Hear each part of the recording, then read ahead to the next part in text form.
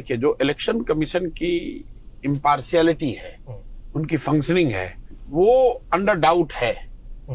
और वो सिर्फ एसआईआर की वजह से नहीं है। पिछले 7-8-10 वर्षों से इलेक्शन कमीशन में, खासकर मोदी जी के प्रधानमंत्री बनने के बाद से, एक सिस्टमेटिक उसमें लोगों का विश्वास कम हुआ है। उसमें कितनी सच्चाई है नहीं है उस पर डिबेट हो सकता है। लोग ये कह सकते हैं कि भाई जो सत्ता में रहता है वो इलेक्शन कमीशन का इस्तेमाल या सरकारी व्यवस्थाओं का दुरुपयोग करता ही करता है। लेकिन टीएन सेशन के बाद, टीएन सेशन जी ने जो इलेक्शन कमीशन के जरिए जो रिफॉर्म्स करे, उसके बाद से उत्तरोत्तर इलेक्शन कमीशन की जो विश्वसनीयता थी वो बढ़ती गई। लेकिन 14 के बाद से वो घट रही है। उसके कई वजह हैं। The way elections are scheduled, वो किस तरह से फेजेज में कराए जाते हैं। इलेक्शन के दौरान जो एक तरह से बिल्कुल ब्लेटेंट पार्शियलिटी दिखती है कि अगर सत्तारूढ़ दल का आदमी कम्युनल हेट्रेड स्पीच भी दे रहा है तो उस पर कार्रवाई नहीं होगी और ऑपोजिशन वाले पे हो जाएगी। या फिर जो टारगेटेड ऑपोजिशन की चेकिंग होती है, उनके रिसोर्स को रोकने का प्रयास होता है। तो आपको पहले बड़ा परिदृश्य समझना है कि जनरली इलेक्शन कमीशन पर लोगों का विश्वास या एज ए इंस्टीट्यूशन उसकी विश्वसनीयता पिछले 7-8 वर्षों में कम हुआ है। दूसरी बात जो हुई, जो अभी राहुल गांधी ने कही है पिछले साल से जो शुरू हुआ महाराष्ट्र इलेक्शन के बाद, एक ये बात है कि इलेक्शन कमीशन इम्पार्शियल नहीं है। और दूसरा, जब उन्होंने कुछ तथ्य रखे, बात राहुल गांधी की नहीं है, बात यह है कि he is the leader of opposition. Congress जैसी बड़ी पार्टी का लीडर और इस देश का प्रिंसिपल ऑपोजिशन पार्टी जो है उसका लीडर अगर ये कह रहा है तथ्यों के साथ कि भाई ये चीज है जो हम लोग समझते हैं कि आपने गलत किया है, और इलेक्शन कमीशन ने उसका कोई अभी तक सकारात्मक या एक, मैं कह रहा हूं कि ऑब्जेक्टिवली उसका कोई आंसर नहीं किया, they just try to brush it aside, तो निश्चित तौर पर उसका संज्ञान सबको लेना होगा। अभी जो यहां बिहार में हो रहा है, अब आप इलेक्टोरल रोल रिवीजन कर रहे हैं, ठीक है भाई, इलेक्शन कमीशन का काम है, इलेक्टोरल रोल शुद्ध होना चाहिए, स्वच्छ होना चाहिए, एकदम जितना बढ़िया बन सकता है उतना होना चाहिए, ताकि हर वो व्यक्ति जो एलिजिबल है वो वोट कर सके और कोई गलत व्यक्ति वोट ना करे। ये उनकी जिम्मेवारी है। लेकिन अब इलेक्शन के 3 महीने पहले आप कह रहे हैं भाई हम ये स्पेशल ड्राइव चलाएंगे, तो लोगों का एक सामान्य क्वेश्चन ये है कि भाई अभी आफत ऐसी क्या आन पड़ी, भाई ये क्यों कर रहे हो, क्यों 2003 के बाद आपने अभी तक नहीं किया है? तो जब 20 वर्ष 25 वर्ष के बाद कोई चीज आप कर रहे हैं तो लोग स्वाभाविक तौर पर पूछेंगे भाई क्यों, और अगर कर रहे हैं तो कैसे कैसे ये होगा कि आप किसी को फेवर नहीं कर रहे हैं। पारदर्शिता कितनी है, पारदर्शिता कितनी रहेगी। अब आप कहते हैं 50 लाख लोगों का नाम हटा दिया, या इलेक्शन कमीशन अभी सुप्रीम कोर्ट में कह रहा है इतने लोग मृत थे उनका नाम था इसलिए हटा दिया। तो भाई ये डेली बेसिस पर आप ऑनलाइन क्यों नहीं जारी करते हो कि आज इतने लोगों का नाम काटा गया या काटा जा सकता है, ताकि लोग देखें तो भाई आप किसका नाम काट रहे हो, कम से कम, या जिसका जोड़ रहे हो ये बताओ। दूसरी जो बड़ी बात है कि भाई इलेक्शन कमीशन अभी इसी इलेक्टोरल रोल से 1.5 साल पहले चुनाव हुआ है। इसी इलेक्टोरल रोल के मतदाताओं ने पार्लियामेंट का चुनाव किया है, देश का सबसे बड़ा लोकतंत्र का जो सदन है उसका चुनाव किया है। प्रधानमंत्री का चुनाव इसी इलेक्टोरल रोल से हुआ है। आप कहते हैं कि वो ठीक नहीं है, तो क्या आप मान रहे हैं कि पिछला जो इलेक्शन हुआ था वो कॉम्प्रोमाइज इलेक्टोरल रोल से हुआ था? आप खुद ही फंस रहे हैं। और अगर आपने ये कह रहे कि नहीं वो तो 2024 में हुआ था, 24 के बाद फिर रिवीजन होना चाहिए, शुद्धता उसकी और बेहतर की जानी चाहिए। कुछ लोगों ने कहा कि सूत्र बता रहे हैं इलेक्शन कमीशन के कि बहुत सारे नेपाली और बांग्लादेशी यहाँ रह रहे हैं। तो भाई अगर आप ये मान रहे हैं कि इलेक्टोरल रोल में उनका नाम था, तो इसका मतलब है कि 24 का जो इलेक्टोरल रोल था उसमें भी बांग्लादेशी, उसमें भी नेपाली थे। और अगर आप मानते हैं कि वो 24 के बाद हो गया, तो 24 के बाद बिहार में सरकार किसकी है? बिहार में सरकार है मोदी जी की, नीतीश कुमार की। तो आपके रहते हुए ये बांग्लादेशी और नेपाली और जो भी आप कह रहे हैं बाहर से घुसपैठिए आकर बिहार में रह कैसे रहे? उन्होंने इलेक्टोरल रोल में अपना नाम जोड़ने के लिए आधार कार्ड कैसे बनवा लिया, राशन कार्ड कैसे बनवा लिया? तब तो सिर्फ बात इलेक्शन में वोट देने की नहीं है। इसका मतलब यह है कि बहुत सारा वो चीज, वो बेनिफिट, वो लाभ जो कि बिहार के गरीब लोगों को मिलना चाहिए वो नेपाली लोगों को या बांग्लादेशियों को या दूसरे घुसपैठियों को मिल रहा है।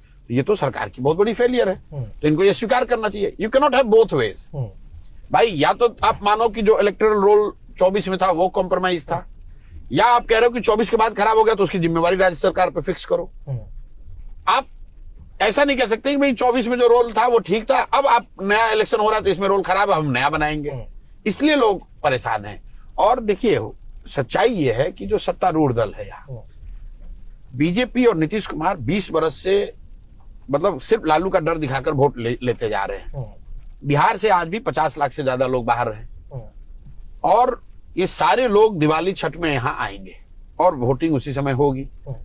तो इनको ये डर सता रहा है कि समाज में वो वर्ग जो बिल्कुल हाशिए पर है, उसमें कौन लोग हैं? माइग्रेंट लेबर्स हैं, उसमें दलित अति पिछड़े समाज के लोग हैं, उसमें मुस्लिम समाज के लोग हैं, जो कि व्यवस्था से जिनको कुछ नहीं मिल रहा है, ना उनके बच्चों को पढ़ाई मिल रही है, ना उनको रोजगार मिल रहा है, ना उनको घर मिल रहे हैं, ना उनके गांव की नालियों गलियों की स्थिति सुधरी, भ्रष्टाचार से सबसे ज्यादा पीड़ित वो हैं।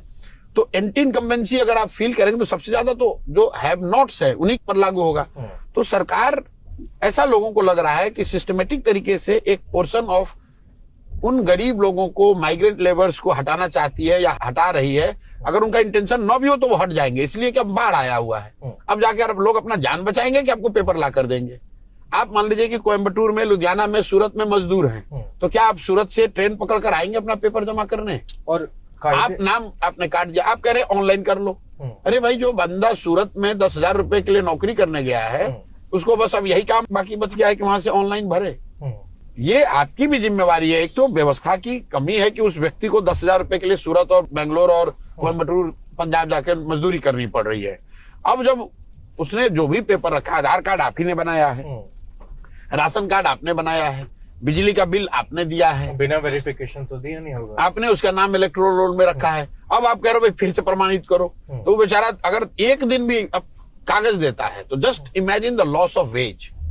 अगर 5 करोड़ 10 करोड़ लोग एक दिन अपना इसमें लगाते हैं कि भाई जो पेपर उनके पास है उसको फिर से सर्टिफाई करना, वेरीफाई कराना कि हाँ मैं ही हूँ, प्रशांत किशोर, मैं बिहार का रहने वाला हूँ, तो एक दिन का लॉस ऑफ वेज जरा देख लीजिए। उस गरीब आदमी का कौन भरपाई करेगा? उसका तो कम से कम 5 दिन जाएगा, इलेक्शन 40 दिन तो आने जाने में लगेगा। तो इलेक्शन कमीशन पहले कहे कि एक दिन का लॉस ऑफ वेज जो होगा वो देंगे। तो देखिए जो गरीब है कितने मजदूर वहां खड़े होकर अपना लाएंगे पेपर।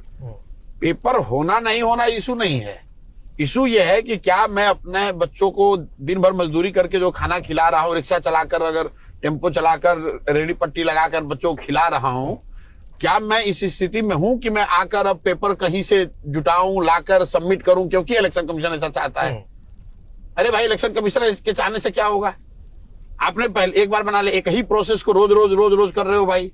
ये आपका काम है, ये लोगों का काम नहीं है कि आपके यहाँ लाइन लगाकर, हर जब भी जिस डिपार्टमेंट की फेलियर होती है जनता को लाइन में लगा देता है। तो क्या इलेक्शन कमीशन खुद इंडिपेंडेंट होके ये सोच पा रहे हैं या फिर? अब मैं देखिए, ये एकदम सीधे से कह देना कि कौन किसके कहने पे कर रहा है। मैंने जो बात कही कि इलेक्शन कमीशन की विश्वसनीयता पिछले कुछ वर्षों से लगातार कम हो रही है, और ये बात मैं आज नहीं कह रहा हूं। मैं बंगाल में जब चुनाव, लोग कहते हैं चुनाव हारने वाले हैं, डर रहे इसलिए ऐसा कह रहे हैं लोग, ये गलत बात है। बंगाल में चुनाव जीतने के बाद आप मेरा इंटरव्यू देख लीजिए, मैंने उस दिन कहा है कि अगर इलेक्शन कमीशन बंगाल में 2021 के चुनाव में इम्पार्शियल रहता तो बीजेपी को 50 सीट भी नहीं आता।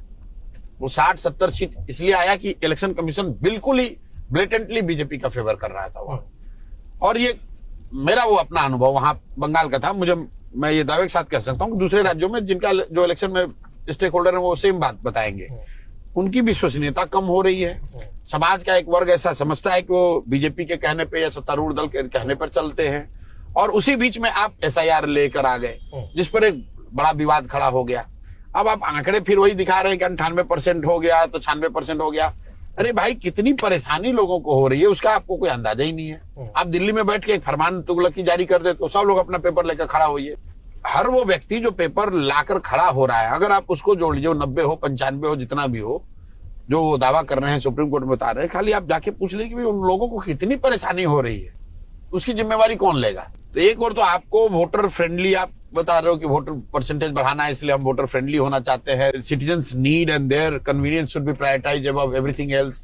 एक और आप बात कर रहे हो कि आप इलेक्ट्रॉनिक वोटिंग कराएंगे, डिजिटल वोटिंग कराएंगे, और दूसरी ओर आप लोगों को कह रहे हैं कि भैया अपना कागज लेकर आओ, लाइन में लगो। तो ये बिल्कुल गलत है और मतलब हास्यास्पद बात है कि ऐसा अलाउ किया जा रहा है और ऐसा हो रहा है। लेकिन देखिए, इस कंडीशन में बिहार में कितना नुकसान होगा सभी के लिए? देखिए, मैं आपको एक चीज बता दूं, ये जो अभी हल्ला हंगामा हो रहा है ऐसा नहीं है, लोकतंत्र बहुत मजबूत है।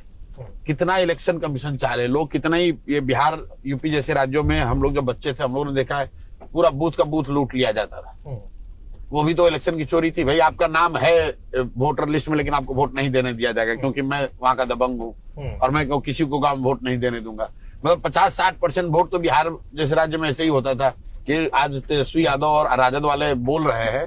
भाई ये वोटर और वोटिंग प्रक्रिया की सैनिटी की बात करें तो बड़ा हास्यास्पद लगता है कि अब आरजेडी के लोग, ये तो बूथ लूटने वाली पार्टी है, तो बूथ लूटना, गुंडागर्दी करना, अपना बल प्रयोग करना, लाठी बंदूक कट्टा के बल पर जीतना, ये तो उनका काम रहा है। वो भी तो आप यही करते थे। जो गरीब वंचित है, जो आपका वोटर नहीं है, उसका वोट जबरदस्ती तुमने डाल लिया दबंगई करके, उससे निजात मिला। अब ये व्हाइट कॉलर दबंगई हो गई है, जो लाठी वाली दबंगई। लेकिन मैं आपको ये बताना चाह रहा हूं कि उस एरा में भी लालू जी को हरा दिया गया। वो नाम आप कितना भी काट लो, जोड़ लो, पब्लिक मानेगी नहीं। अगर आपके खिलाफ है तो आपको हरा ही देगी, आप चाहे जितने जुगत लगा लो। तो उस दौरान तो अमूमन सब ऐसे ही करते होंगे ना, वो प्रोसेस ही वही होगा। नहीं, मतलब चुनाव जीतने का प्रोसेस था, लेकिन जिस तरह का, जैसे हर चीज का एक वेपनाइजेशन होता है। एक है कि अपवाद के तौर पर आप एक दो बूथ लूटते हो, और एक है कि पार्टी का मैंडेट ही है कि लूटो बूथ। तो आरजेडी जैसी पार्टी जो है उसका मतलब लालू जी के राज में वो था ही कि भाई बक्सा ही, बस उनका काम ही भाई लूटो, बूथ लूटो, जिसका जितना लूट सकते हो उतना लूटो। ऐसा मैं नहीं कह रहा हूं दूसरे दल वाले नहीं करते होंगे, लेकिन बिहार ने 90 के दौर में वो दिन भी देखे हैं जबकि इलेक्शन सिर्फ लाठी के ही बल पर जीता जाता था। उसको भी जनता ने हरा दिया। जब जनता अपने पे आ जाए ना तो लाठी खाकर 50 लोग की चाहे मौत हो जाए लेकिन फिर भी हरा दिया लालू जी को। तो अभी जो ये व्हाइट कॉलर दादागिरी चल रही है भाजपा की या उनके सहयोगी दलों की, आप कितने को काटोगे? जिसका रह जाएगा वही हरा देगा आपको, जिसका नाम रह जाएगा उसी वही हरा देगा आपको। इसलिए हम लोग ये धरना प्रदर्शन बंद करो, ये सब मैं उसके पक्ष में नहीं हूं। बात गलत हो रही है, इसको कहा जाए, नागरिकों को, वोटरों को बताया जाए कि भाई तुम खड़े रहो, अपने वोट के लिए जगते रहो, मदद लो जिसकी मदद ले सकते हो। कितना ही काटेंगे? अगर 2-4-5% अगर इन्होंने काट दिया तो भी कोई फर्क नहीं पड़ेगा। निश्चित तौर पर यहाँ भाजपा और नीतीश की सरकार जा रही है, इनको बड़े बहुमत से हराया जाएगा।